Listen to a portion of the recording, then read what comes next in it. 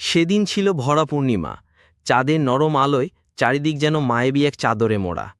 আমি আর আমার বন্ধু রাতুল সিদ্ধান্ত নিলাম পুরনো জমিদার বাড়িটা দেখতে যাব। তুই ঠিক বলেছিস, এই রাতেই যাওয়া উচিত। সাহস তো আমাদেরই আছে, তাই না? সাহস থাকলেই তো সব হয় না বন্ধু।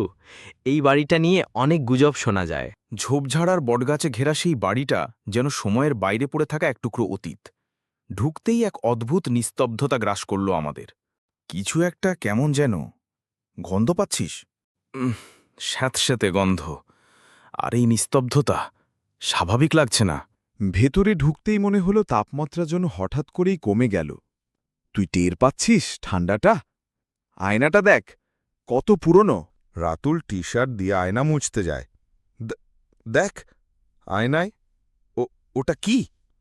না না, এটা চোখের ভুল না, ওটা আমাদের দেখছে। আমরা আর এক মুহূর্ত দাঁড়ালাম না, অন্ধকারের মধ্যেই দৌড়ে বেরিয়ে এলাম সেই জমিদার বাড়ি থেকে। পিছনে তাকাস না রাতুল, চল চল। আমার মনে হচ্ছে কিছু একটা আমাদের পেছনে আসছে।